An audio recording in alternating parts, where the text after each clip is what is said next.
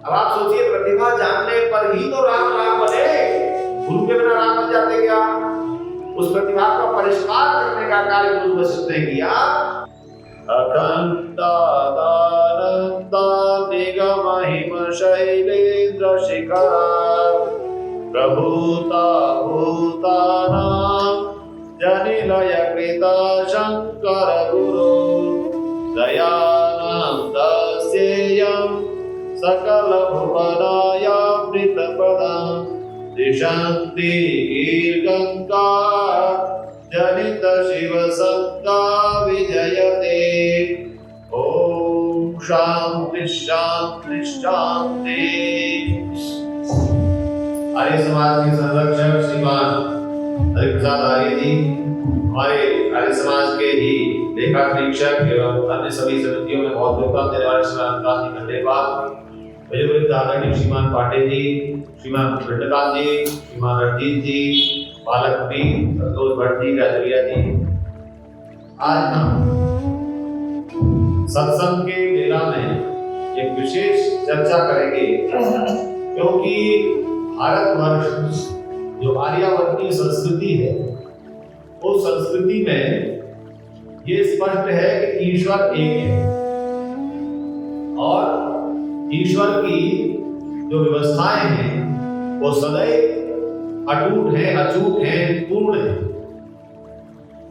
किसी भी ऐसी स्थिति में ईश्वर को अवतार या जन्म लेने की आवश्यकता नहीं पड़ती। परंतु जैसा हम देखते हैं कि सृष्टि के आदि में जब संसार प्रारंभ होता है तो परमात्मा क्या करते हैं? 4 वेदों का ज्ञान किसके माध्यम से हमें प्रदान करते हैं? दिव्य आत्माओं के माध्यम से। और वो दिव्य आत्माएं कौन होती हैं? ऋषि होते हैं। जैसे कि वर्तमान सृष्टि में हमारे ऋषियों ने अग्नि, वायु, आदित्य, अंगिरा का नाम बताया। सर्वप्रथम ऋषि कौन थे? अग्नि ऋषि, वायु ऋषि, आदित्य ऋषि, अंगिरा ऋषि, ये 4 ऋषि। इनके माध्यम से ऋग, यजुर, साम और अथर्व का ज्ञान प्राप्त हुआ। इसे कोई कह सकता है कि क्या उन्होंने लिखे और लिखे तो ज्ञान उनका हुआ, परमात्मा कैसा हुआ? इसमें थोड़ा सा चिंतन केवल ये करेंगे जो आज प्रार्थना के मंत्र में आया था। ईश्वर शकुनी है, ईश्वर संपद है, ईश्वर विष्णु है, ईश्वर महेश, सब कुछ है। तो ईश्वर के सानिध्य में जो जो आत्माएं जितना जितना रहती हैं उतना उतना ईश्वर की शक्ति और ज्ञान को प्राप्त करती है। अब ये एक जन्म का विषय तो है, जन्म जन्मांतर में आत्मा उन्नति को प्राप्त करते हैं। अभी हम और आप हैं, हम आत्मा, हमें अवसर है हम में से कोई ऐसा वेदाभ्यासी बन करके इस सृष्टि में, एक सृष्टि की आयु कितनी होती है? 4 अरब 32 करोड़ 64 लाख वर्ष।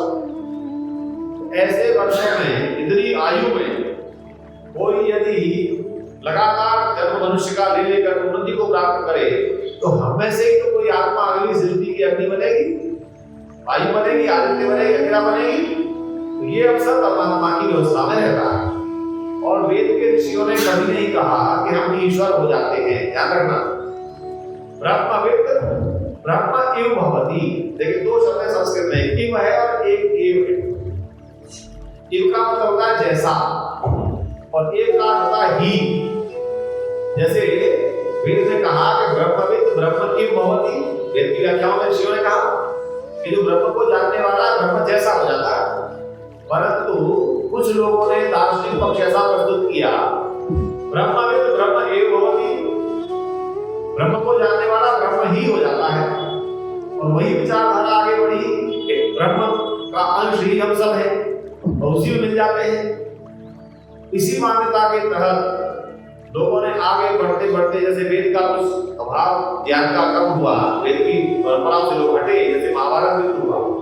हमसे प्रश्नकर्ता पूछते रहते हैं, बोले जी ये महाभारत काल में वैदिक ज्ञान था कि नहीं था? पर वेद के अनुसार चलना समाज में कम हो गया। कितना कम हो गया आप उसकी कल्पना कीजिए। इतना कम हो गया कि भाई भाई से इतना द्वेष करने लगा कि उसको राज नहीं देना, उसके राज को छीन लेना है। और उसकी कमियां सारी समाज में आ गई, और उसी को हम ले जाएं त्रेता युग में, इसी सृष्टि में, इसी चतुर्युगी में। तो त्रेता युग में हम क्या देखते हैं, जिनका आज हम बहुत गुणगान कर रहे हैं। त्रेता युग में ऐसी परंपरा में जो आत्माएं आती हैं, मैं उसी पर बोले जा रहा हूँ, जगत में महान आत्माएं, जो आत्माएं अपने कर्मों के द्वारा उन्नत हो जाती हैं, वो जब जन्म लेकर के आती हैं तो बाल्यकाल से ही उनकी शक्ति, उनका ज्ञान, उनकी उत्तमता, उनकी उत्कृष्टता, उनका उत्कर्ष दिखाई दे जाता।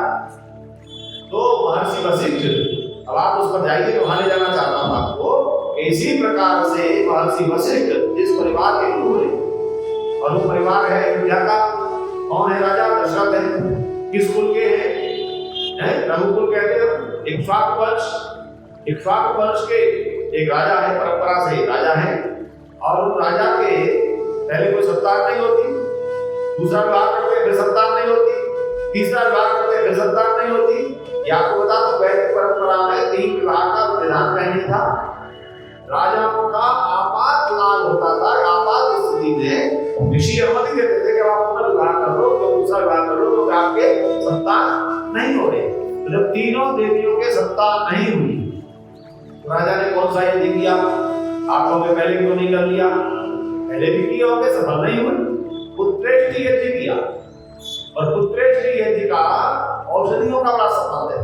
आप और हम सब जानते हैं, हमारे समाज में कई बार आते हैं, और स्वामी विपुलानंद सरस्वती का चाही, जो कि डॉक्टर ज्ञान प्रकाश MBBS और BAMS दोनों प्रकार के डॉक्टर, और वो चिकित्सा अधिकारी रहे, पूरे उत्तराखंड में ही सेवा कर रहा, उत्तराखंड में रहते हैं, 89 वर्ष के हो गए। वो पुराण सरस्वती जी ने आयुर्वेदिक औषधियों का खूब अध्ययन किया, और जैसे संतान के लिए हमारे कहा जाता है ना कि संतान हो जाए, इसके लिए औषधि देते हैं वो, और अगर कन्याएं हो रही है तो पुत्र के लिए भी औषधि देते हैं।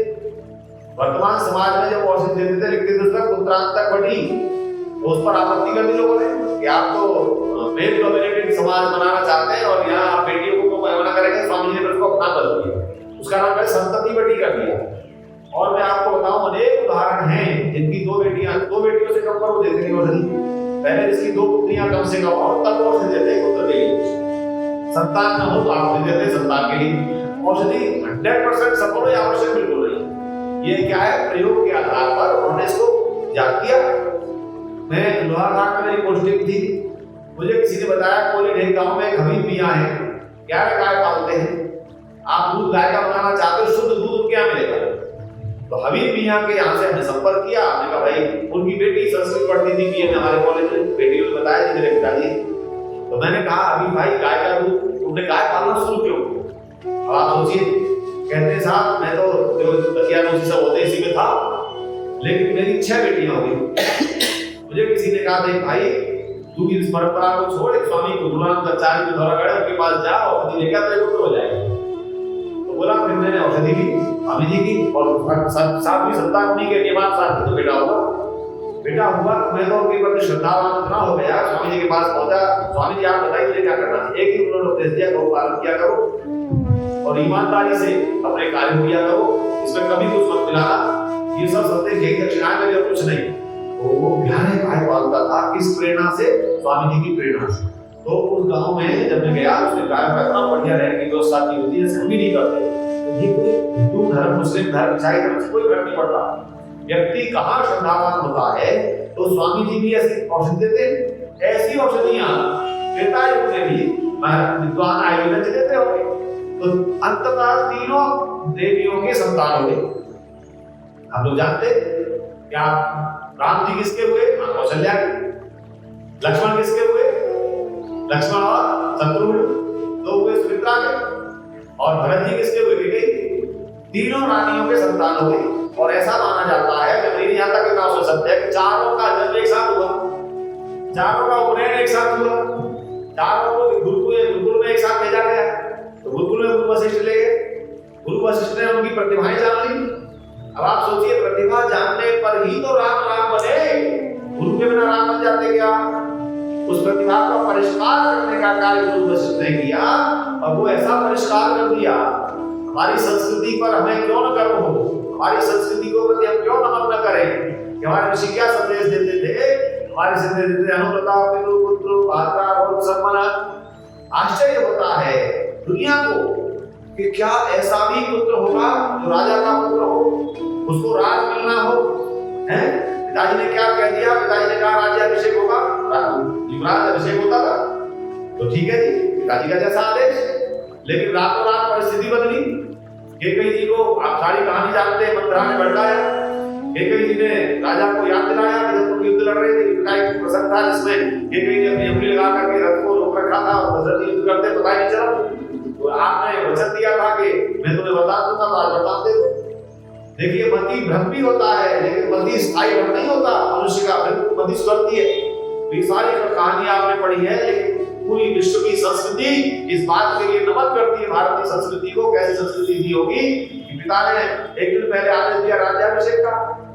आप सोचो, हमारे जब मंत्रीगण नियुक्ति पत्र बांटने आते हैं, कैसे अंदर लड्डू घूमते रहते हैं। जब नियुक्ति पत्र कहीं से मिलना होता है, एक हो जाता है, एक नियुक्ति मिलेगी, नौकरी मिलेगी, कितना कर्तव्य हो जाते हैं, अपॉइंटमेंट मिलने पर कर्तव्य हो जाते हैं। इसके साथ हमारा वार्तालाप हो जाएगा राजा के साथ, मंत्री के साथ। लेकिन जो राजा बन रहा हो, आप मन परिस्थितियों को आप चिंतन कीजिए। मैं तो जब इस राम कथा में भाव हो गई डूबता हूं, तो मुझे लगता है कि अरे हमारी संस्कृति कितनी गर्व की है। हम आज अपने आप का परीक्षण करें, थोड़ी सी सुविधा वंचित हो जाती है, हमारे घर में दुखा हो जाता है। सामान यहाँ नहीं वहां नहीं, बड़े धार्मिक बनते लोग सब जय श्री राम बोलेंगे, लेकिन घर में राम एक नहीं बनता। राम पैदा हो जाए तो पड़ोसी हो जाए, हमारे यहाँ हो जाए। लक्ष्मण पैदा हो जाए, पड़ोसी हो जाए, हमारे यहाँ न हो जाए। ये संस्कृति जब तक ये स्वयं को अपनाएगी, देखो हमारे सनातन धर्म के संवाहक हैं, सनातन धर्म के रक्षक हैं, सनातन धर्म की डिफेंस एकेडमी आज समाज बनाए माने जा रही है। जैसे गुरु नानक देव जी ने परंपरा शुरू की, सनातन पर आपत्ति आती थी, गुरु नानक देव जी ने उनको उठाया और उनका खड़ा किया। गुरु गोविंद सिंह जी ने सनातन की रक्षा के लिए 5 शिष्यों की वो पूरी परिकल्पना की, समाज कटा हुआ जाति में। उसी तरह से इस 19वीं शताब्दी में स्वामी दयानंद महाराज ने सेना बनाई, इसके लिए सनातन रक्षा की। तो सनातन की रक्षा की संस्था को, उस सनातन के महापुरुषों के लिए इतना गर्व है, इतना गर्व है। आप कल्पना कीजिए, आदेश क्या हो गया कि बेटा आप तुमको वन जाना है, और वन भी घूमने घामने नहीं जाना, 14 वर्ष के लिए जाना है। कल्पना करिए, 14 वर्ष का आदेश हुआ। महर्षि वाल्मीकि लिखते रामायण को पढ़िए, उस प्रसंग को कहते हैं, वो श्लोक को मुझे पूरा स्मरण नहीं आ रहा कि श्री राम के चेहरे पर जैसा राज्याभिषेक के आदेश के समय था, ही न आकृति परिवर्तिता, उस आकृति में कोई परिवर्तन नहीं आया वन गमन जाने के आदेश के समय। जिस राजा ने, जिस पिता ने बेटे से कहा राज्याभिषेक होगा, उसी पिता ने कहा वन को जाओ। तो महर्षि वाल्मीकि लिखते हैं कि दोनों स्थितियों में श्री राम के चेहरे पर कोई परिवर्तन, ये बात है। स्वीकार कर लेना तो दूसरी बात है, पहली बात है अंदर से, मन से भी कोई भाव परिवर्तित न होना। ये राम है, इसलिए राम के आज बहुत अच्छी व्याख्या हो रही है। अरे राजा राम दशरथ के पुत्र हैं, लेकिन रमने वाले राम और पिता परमात्मा है, ये अर्थ कर रहे हैं। जो सब कण कण में रम रहा है वो इसको भी राम कहते हैं, रमते ही राम। तो जो कण कण में रमता है वो भी राम है। कृष्ण जी को कर्षति थी कृष्ण, भगवान ईश्वर का जो नाम है वो कृष्ण भी है, राम भी है। हम व्याख्या करें तो अनेक नाम उस ईश्वर के हैं। तो जो रमने वाला ईश्वर है, उस रमने वाले ईश्वर जैसे अब आप आइए, मैंने क्या कहा था आपसे, ब्रह्म विद्वान हो जाता है, ब्रह्म क्यों भगवती, ब्रह्म जैसा हो जाता है। तो रमने वाले राम की तरह राजा दशरथ के पुत्र राम ही हो गए। ये बात स्वीकार करनी है। दशरथ के पुत्र राम क्यों राम कहलाए? क्योंकि जैसा रमने वाला राम ईश्वर कभी परिवर्तित नहीं। उसकी किसी स्थिति में कोई कुछ करता है। मैंने आपको परसों पिछले रविवार को सुनाया था कि जो ईश्वर का भजन नहीं करता, क्या करता है ईश्वर? उसको भजन न करने पर कोई स्पेशल उसकी सुविधाएं काट देता है क्या? बताओ। जो भजन न करे ईश्वर का, उसको हवा कम देता है, सूर्य की ताप कम देता है, कहीं अन्न जल कम देता है, सरकार का प्रवाहित करता है। भजन करो मत करो, उसे कोई फर्क नहीं पड़ता। आप उसका गुणगान करो। मैं कहता हूँ कुछ लोगों ने क्या कर लिया, यही तो हमें दिखता है। ईश्वर किससे खुश होंगे, किससे खुश होंगे? हमारी परम की संस्कृति में आ गया, बलि से खुश होंगे, बकरी को चढ़ा दो। अरे भाई, वो किसकी संतान है बकरा? ईश्वर की। और हम किसकी संतान है? ईश्वर की। कोई पिता अपनी संतान से दूसरी संतान को मारने के लिए कह सकता है क्या? यही तो करते थे सब। जब नहीं कह सकता तो हम किससे प्रसन्न करना चाहते हैं? लोग ईश्वर की बनाए हुए पुष्पों को फूल पर लगे नहीं रहने, तोड़ तोड़ करके प्रभु को चढ़ाते हैं, भजन गाते हैं, उसका भाई साहब तेरा ही तुझको कैसे चढ़ाऊं, कैसे रिझाऊं मैं प्रभु, तुझे कैसे रिझाऊं, ये सब कुछ तो तेरा ही है और तेरे पर चढ़ा करके मैं कैसे जा सकता हूँ। तो आइए आज मर्यादा पुरुषोत्तम राम को आर्य समाज पूरे विश्व में याद करना। आपको बताया कि मैं आर्य समाज कल शाम को मेरे आर्य जीवन सभा के महामंत्री मैंने कहा कहाँ है वो राम कथा कर रहे थे, हमारे उपदेशक भजनोपदेशक सब आर्य समाजों में। मुझे किसी ने कह दिया जी आप लोग तो मूर्ति पूजा के विरोधी हो, राम की अरे मैंने कहा श्री राम का स्मारक आज विश्व को गर्व देने वाला स्मारक, हमारी भारत की सनातन संस्कृति को ब्रिटिश की संसद में गाया जा रहा है, तो श्री राम के गुणगान करने में आर्य समाज पीछे रह जाए।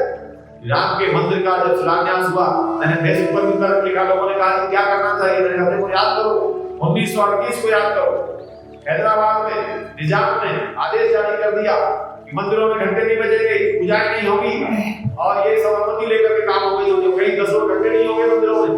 तो सबसे पहले कौन आगे आया, सबसे पहले आर्य समाज। आर्य समाज के लाहौर से दुबई की पहुंची निजाम के पास के हमारे 22,000 आर्य सत्याग्रही देश के कोने कोने से निकले। आप गांव से देखो आज सत्याग्रही जा रहे हैं, कहाँ जा रहे हैं, हैदराबाद जा रहे हैं। क्यों जा रहे हैं कि मंदिरों में उसने बंद कर दिया है घंटा बजवाना। तो लोगों ने जब पहुंच गए उस रेलों में गिरफ्तारी शुरू करा दी, बड़ा पता हैदराबाद पहुंचे तो 22,000 लोग गिरफ्तार हो गए, जेल भर गई है निजाम की। निजाम ने आर्य समाज के नेताओं से पूछा आप तो बुत परस्ती नहीं करते, मूर्ति पूजा नहीं करते, फिर आप लोग क्यों आए हो?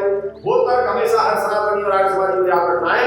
स्वामी नारायण स्वामी जी ने कहा पाटिल जी कहा कि देखो निजाम हम कैंची के 2 किनारों की तरह, कैंची देखिए आप, कैंची का इधर किनारा इधर किनारा 2 थे, आपस में हम नहीं मिलते, एक इधर रहता है एक इधर हो जाता है, ऐसे चलता है कैंची। लेकिन जब हमारे बीच में कोई आता है तो कट जाता है। सनातनी हम हैं आर्य समाज और पौराणिक, 2 भेद करते हैं, पौराणिक और आर्य समाजी। तो पौराणिक और आर्य समाजी कैंची के 2 किनारों की तरह हैं, भले ही हमारे विचारों में मतभेद हो, लेकिन हमारे बीच में हमारे घर की बात है, हमारे घर का झगड़ा है, तुम्हारा किसी लेना देना नहीं है। तो हैदराबाद निजाम देखता रहेगा क्या और उसको सब आदेश जारी करने पड़े, सबको जेल से रिहा करना पड़ा। और जय स्वतंत्रता सेनानियों को पेंशन मिलती है, हैदराबाद सत्याग्रही को पेंशन दी भारत सरकार, सत्याग्रह करके हैदराबाद को बचाया। आज भारत है पटेल, सरदार पटेल जी क्यों उसके लिए प्रयास करते हुए, उन्होंने कहा हमारे इतना बड़ा हैदराबाद स्टेट चला जाएगा। तो ये सब कार्य हुए हैं तो श्री राम की कृपा, श्री राम का जीवन, श्री राम की मर्यादाएं, श्री राम का आदर्श आर्य समाज स्मरण करता है। और ऐसा ही ये दोनों का समन्वय हमारे समाज में कितनी परंपराएं हैं। आज शंकराचार्य लोग 2 शंकराचार्य ऐसे हैं, मैं क्या कहूँ उनको शंकराचार्य कहूँ कि न कहूँ, तो राम मंदिर पर लगा रहे हैं, एक वाल्मीकि के साथ रोज जहर उगल रहा है, कभी कुछ कहता है कभी कुछ कहता है। शंकराचार्य कुछ नहीं, ध्यान रखना शंकराचार्य के जगत गुरु शंकराचार्य थे, ये उनकी पीठों पर विराजमान राजनीतिक लोग हैं, पार्टियों के हिसाब से कभी कोई बैठ जाता है कभी बैठ जाता है। असली शंकराचार्य को स्मरण करके जिन्होंने वेद की रक्षा के लिए 32 वर्ष में जीवन दे दिया, सारे विश्व में देश में घूमे, कोने कोने में 4 धामों की स्थापना की, 4 पीठों की स्थापना की। उन्हें क्या पता था कि मेरी जगह पर ऐसे लोग बैठे। यही होता रहा है हमारे यहाँ, जिन्होंने वास्तव में कार्य किया उनके साथ में बैठते नाम शंकराचार्य मिल जाता। और स्वामी सत्यनारायण जी शंकराचार्य थे, आपने सुना होगा, इतने बढ़िया वैदिक विद्वान थे, जब विदेश चले गए तो 3 शंकराचार्यों ने उन पर आरोप लगा दिया, समुद्र पार जाने से ये प्लेग हो गया है, इसमें हो गए प्लेग कह दिया उनको, लौट कर क्या बोलते थे वो लड़कों की शंकराचार्य, अरे जो वेद में विश्व में परंपरा है असली लोगों की बात करता है, क्या समुद्र पार करने से प्लेग हो जाऊंगा, ऐसा मुझे नहीं चाहिए। ऐसे शंकराचार्य भी हुए हैं। तो आज हम सब भगवान श्री राम को स्मरण करते हैं, उनका गुणगान करते हैं, उनके जीवन की एक घटना से समय बड़ा था। मैंने केवल बन जाने की बात कही है, अरे जब राम के और भरत के प्रेम की बात करें, जब राम और लक्ष्मण के त्याग की बात करें, उर्मिला के त्याग की बात करें, और कौन सी कहानी। मेरा विचार है कि आर्य समाज धर्मानी जल्दी राम कथा का आयोजन करेगा बड़ा, और अच्छे राम कथावाचक को बुलाएंगे।